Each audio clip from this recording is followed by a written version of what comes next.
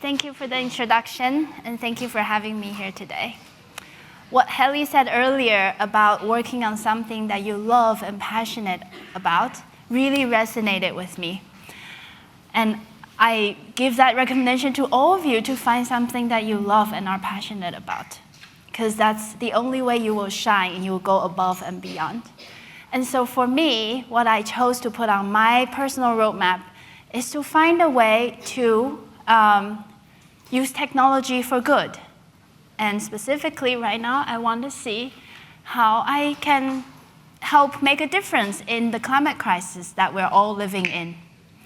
So let me get the clicker, and we can get started. Before we start, this is my title, Can AI Bridge the Climate Information Gap? Let's break down that question a little bit before we try to answer it. AI, there's so many different types of AI, but today in my talk, I will be focusing on the new cool kid on the block, generative AI. I use generative AI to generate this image for the slides. And actually, in fact, you will see most of the images that you'll see today are generated by generative AI. They are becoming really useful and powerful. So can it also be used to bridge this climate information gap? What is this gap? Do we have one? We live in an age of unprecedented access to information. With a few taps on our phones, we can learn the latest scientific discoveries, the most pressing global issues, or all the innovative solutions being developed around the world. Yet when it comes to climate change, this abundance of information can feel more like a burden than a blessing. How many of you have ever felt overwhelmed by the sheer volume of news, data, opinions about climate change? Please raise your hand. Yeah, I see lots of hands. I'm there too. We're all living in the shadow of this crisis, yet so many of us feel lost in the sea of information. But what if we had a tool, an assistant, to help us navigate this complex landscape? What if AI, or large language models, could be our lifeline in the face of this global challenge? The problem of the information gap in climate change is multifaceted, and it extends beyond just accessing information. This is how it feels like with access to information, but that's not enough. For the general public, it can be difficult to distinguish reliable sources from misinformation, leading to confusion and apathy. The jargon-filled world of climate science can feel intimidating and inaccessible. We all know what CO2 is, but what exactly is radiative forcing of climate sensitivity? Even when the information is clear and understood, translating that knowledge into real action can be a daunting task. What does it mean for my daily life? How can I make a difference? These are often questions that go unanswered.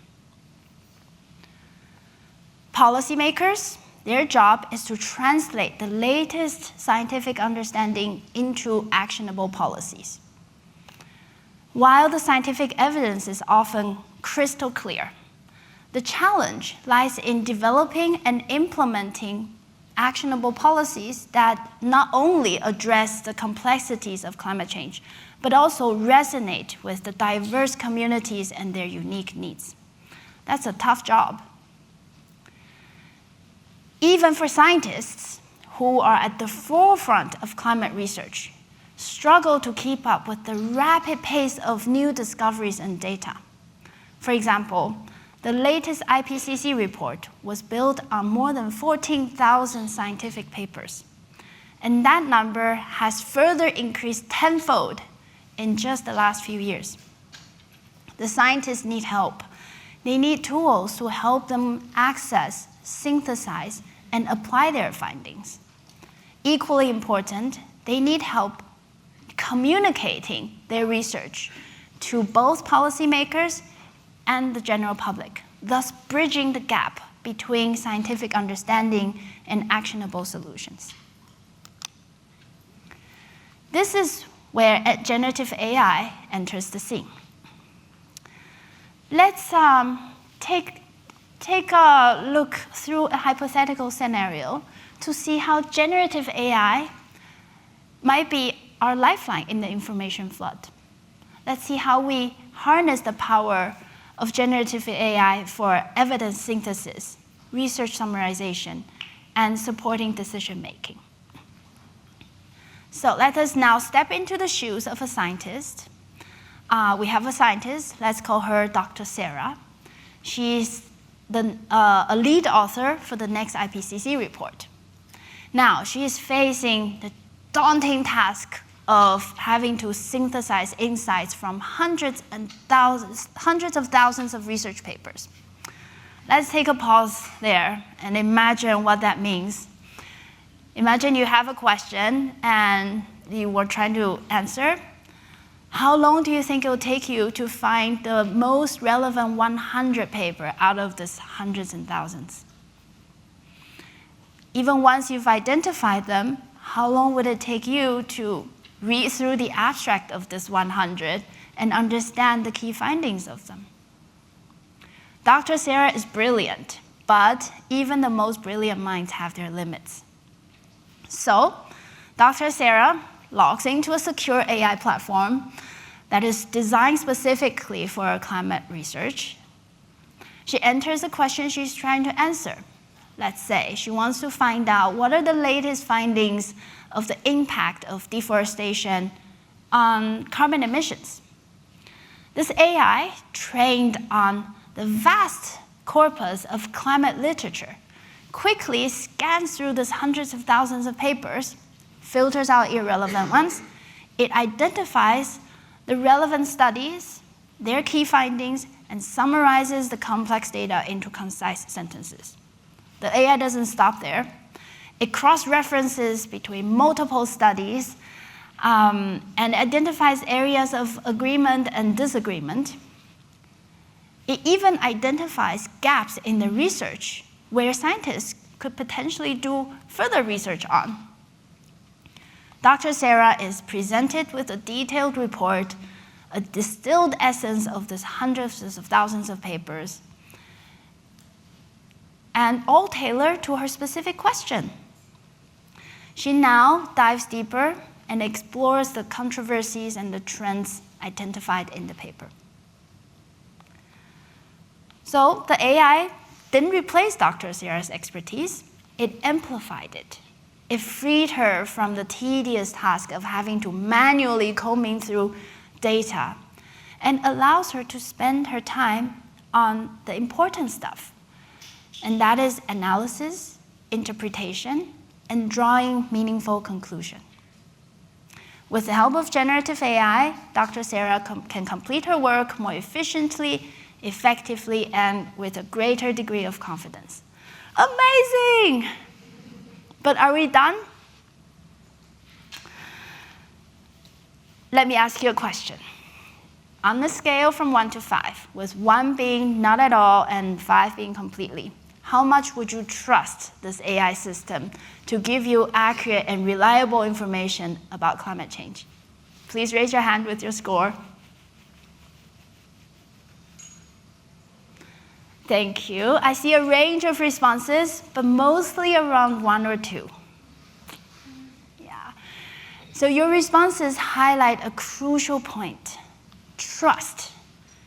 It is paramount when we're talking about something that is as important and as significant as climate change.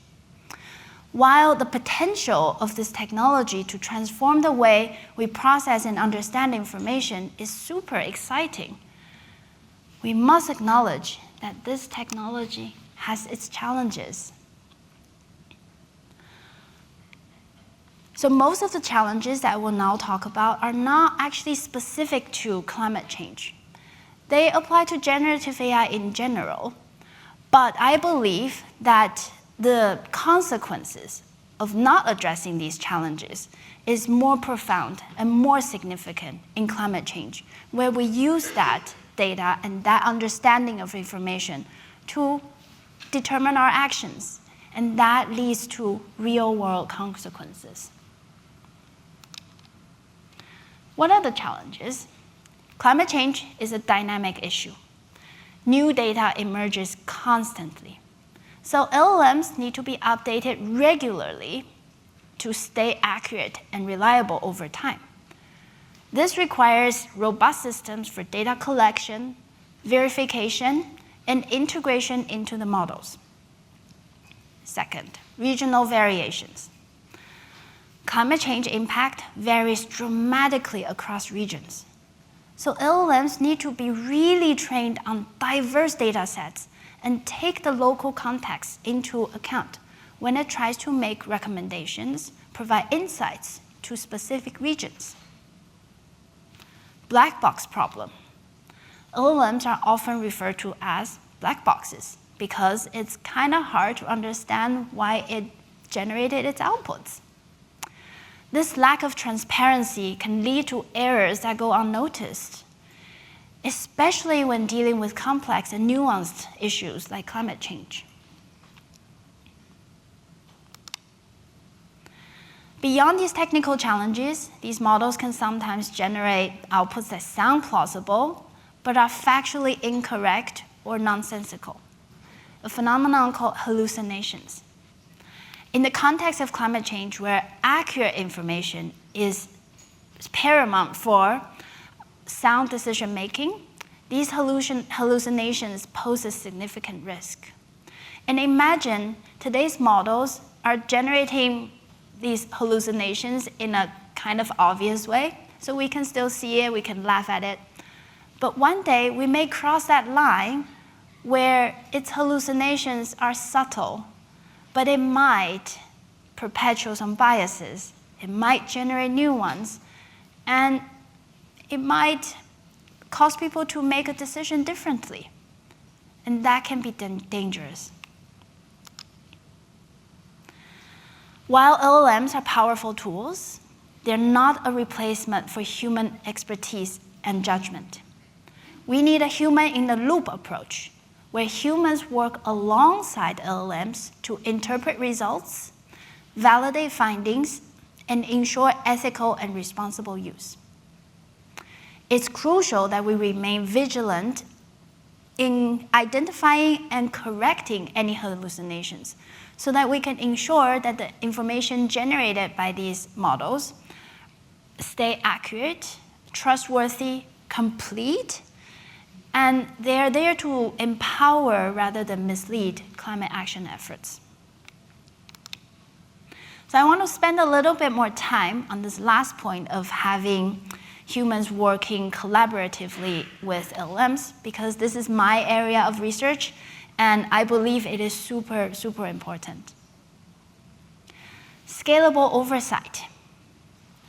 It refers to the challenge of effectively supervising and controlling AI systems that are more capable than their human overseers. As AI models become more capable and complex, traditional methods of oversight, like direct supervision or simple reward modeling, become less effective. This is a crucial concern in AI alignment, as its goal is to ensure that advanced AI systems, they continue to behave in ways that are beneficial and aligned with human values. So now let's take a look at a few examples of scalable oversight approaches. First is debate. This involves having two AI agents to debate the merits of different actions, different decisions, or interpretations of information. A human judge then looks at all this data and determines the final winner. While AI itself doesn't possess emotions like competitiveness, we can leverage the way the systems are designed and trained to create a form of constructive competition. This involves having multiple models, each with different perspectives or training data, if you like, to independently analyze a situation or a problem. And by comparing and contrasting their outputs, we can gain valuable insights into potential biases, weaknesses, or areas of disagreement. In the context of climate change, this means using multiple models to do climate data analysis, to predict future trends, or to assess the impact of different mitigation strategies.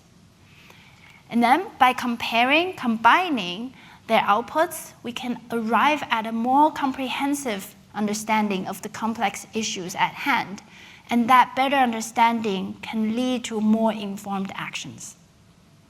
Think of it like a panel of judges and a panel of experts, and they each have their specialized perspective and knowledge.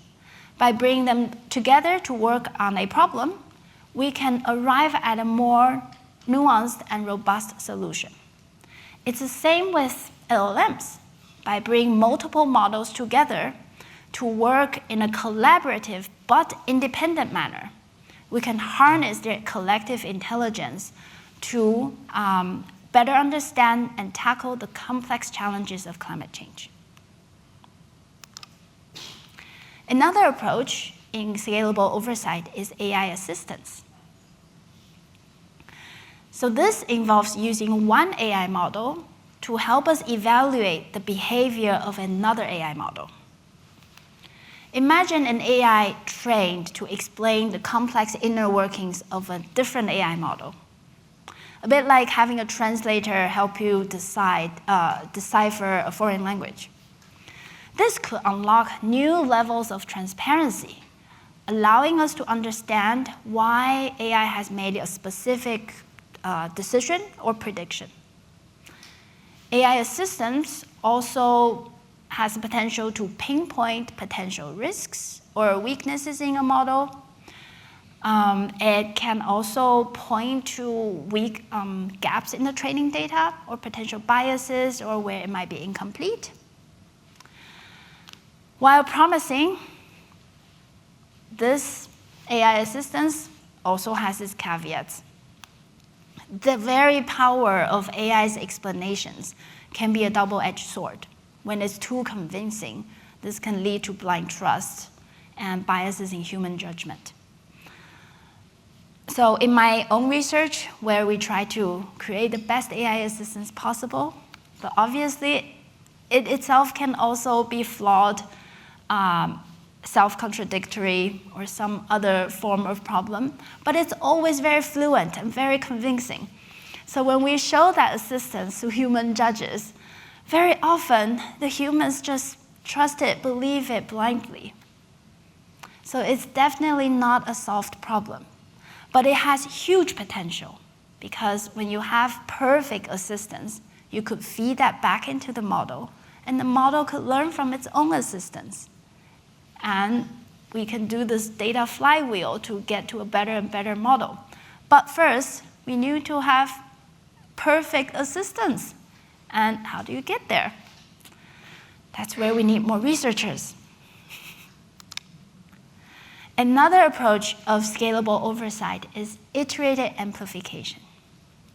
Instead of getting help on evaluating this large complex system overall, iterated amplification aims to break down the complex problem into smaller, more manageable pieces. We can then use human expertise. Because they are smaller and more manageable, we can then rely on humans understanding it and do a good job at evaluating and improving it. Then, once we have evaluated and improved each piece of the puzzle, we can put them all back together again, combining the strengths of each of the improved component and then addressing the weaknesses of each. We then repeat this process, iteratively refining the model and improving its overall performance. So this would allow us to create an AI system that is not only more capable, but also more transparent and understandable, because we understand its individual components. It's a collaborative approach where humans and AI work together in lockstep to build a better model.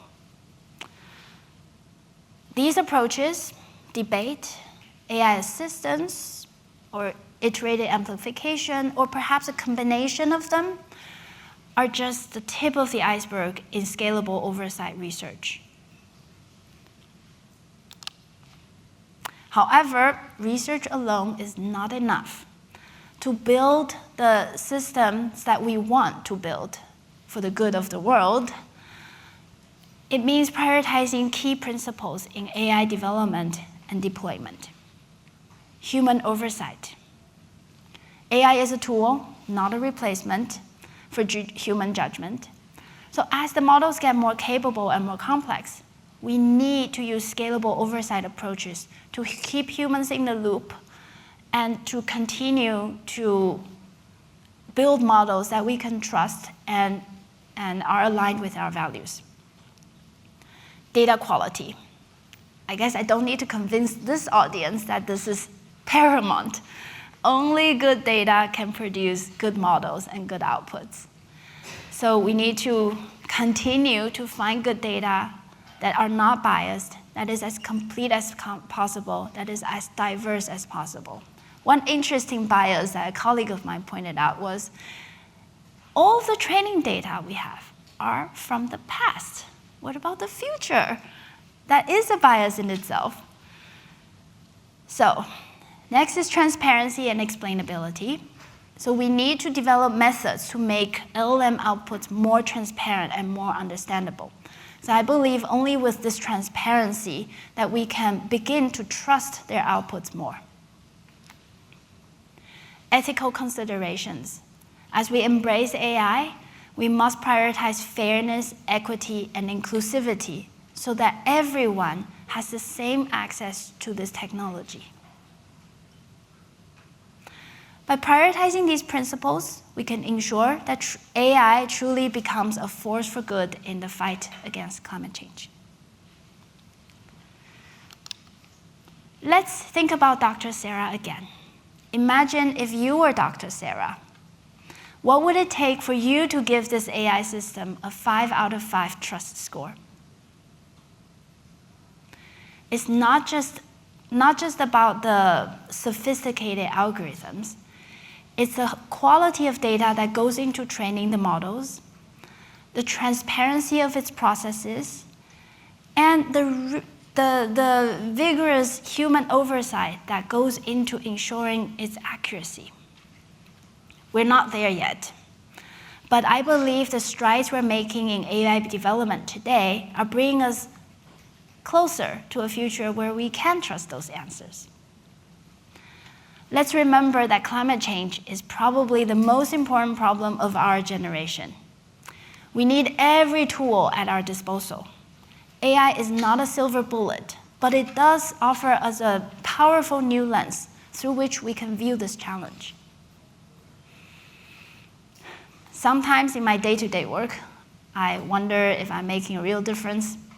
But as I was preparing for this talk, I remembered that I am helping to move the needle in bridging the climate information gap.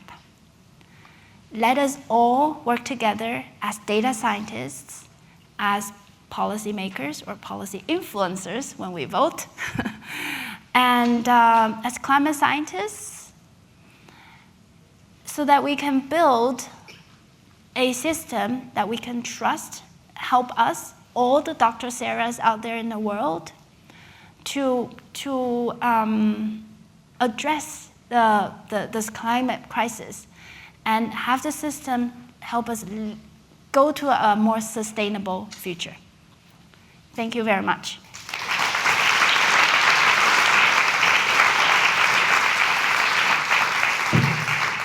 Thank you so much, Michelle, for the insightful talk. And now it's time for the Q&A session. So the first question is from Slido. Given the topic of climate change, how can we ensure that AI, ML, and overall computational forces don't add to the crisis? How can we offset their usage? So I can't speak for other companies, but Google does have a net zero goal.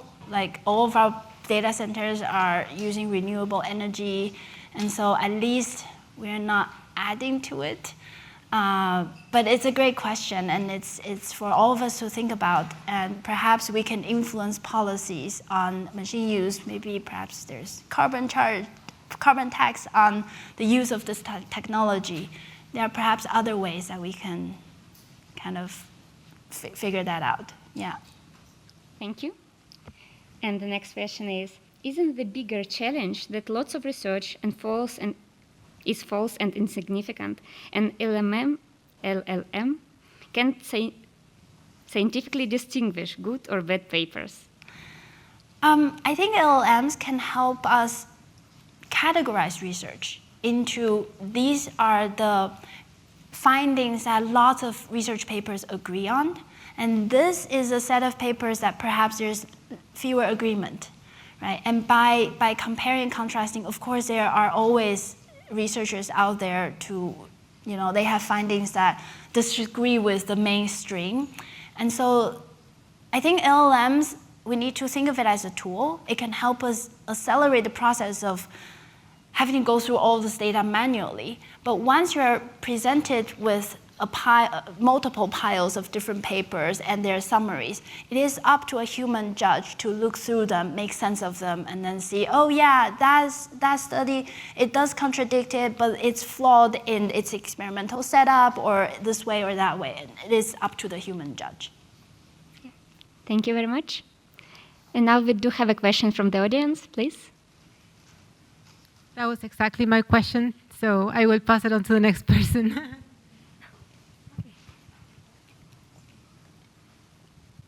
Thank you so much for that presentation. My question is in my phone. Google has a net zero climate goal. Do you have any goals to measure how good you are at being your practice to be a more ethical data science practice? Sorry. Let me think. We try to be very diverse. We think about what we do a lot. We have the AI principles that we publish, and everyone at Google, we have to review them constantly, and then and so we always have it as top of mind. Every time we do something, we do have to go through lots of approvals to make sure that you have thought through all the steps, all the considerations, and all of those things. And so my hope is that you, as a researcher, sometimes you feel like these are bureaucracy, but they are necessary to keep us honest and do the right thing.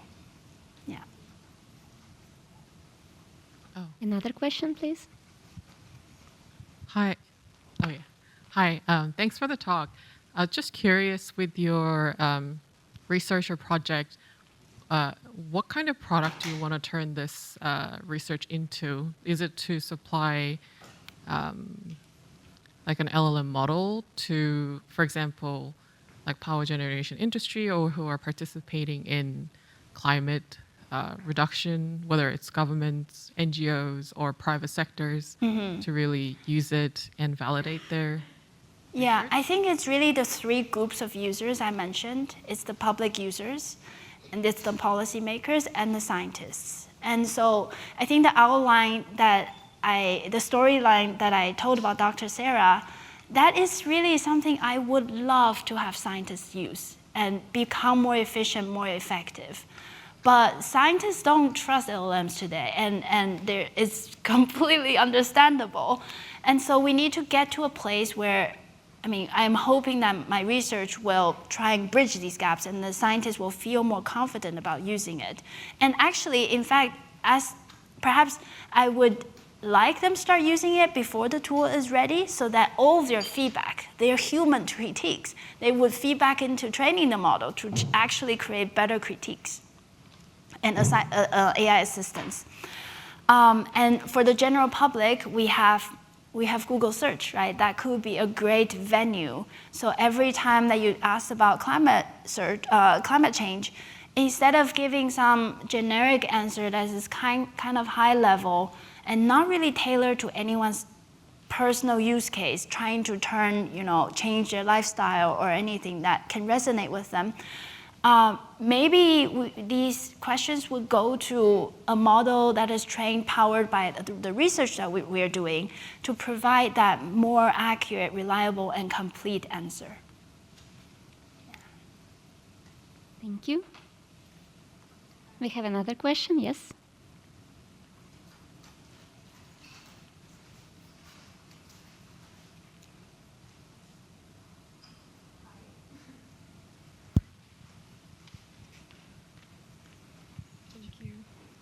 Hi, I hope you can hear me. So thanks again for your presentation. It was really nice. What comes into my mind is currently Adobe and the scandal that they take art of each artist that they produce. And for me, especially when you work for Google, how can big tech companies stop this unethical method to take over art from specific people that they worked on? Ownership and this kind of stuff. Yeah. I know it's a big question, but just your own thoughts. My own feeling. Yeah. I hope the lawyers do a good job because we do go through so many levels of review and approval. And if the lawyers do a good job at ensuring that we only use data that we can use, and I hope this doesn't happen. Yeah, that's my hope. Thank you. Yeah. And I think we have time for one more question. Okay, is it working? I can read another question from Slido then. Thank you. So I will ask one I posted on Slido, which is around synthetic data and the forecast of its growth, that it will really take over organic data. So could you comment on the risk of AI models quoting each other on inaccurate data, old data, and the snowball effect this may cause? Yeah, I think the biggest challenge there is unidentified biases or errors that just goes into enforcing each other. And so one example is in my work, we would generate some AI assistants, and then we would use that to improve the original answer. There's some, especially around numbers or facts, the LLMs are usually less confident about. And so, for example, it's generating 10 tons of CO2 through this process. And the AI assistant saying, oh, I found this document that is not 10 tons, it's 12 tons. And I feed it back into the model, and the model suddenly says, oh yeah, you're right, it's not 10 tons, it's 12 tons. And then the process repeats, and then this time the assistant says, it's 10 tons, because this original document says it's that, right? And then it just goes back and forth. And I really can see dangers of synthetic data where it itself is not completely accurate and reliable, and it goes into the model and reinforcing its own feeling. And I think this, to solve it, we might need to combine with better retrieval techniques and better evidence corroboration techniques where you really identify the most trustworthy sources and then feed the actual real data into the LLMs to just simply make it more eloquent and fluent and accessible. But the data itself needs to come from trustworthy sources. Thank you. Thank you so much, Michelle. Yeah.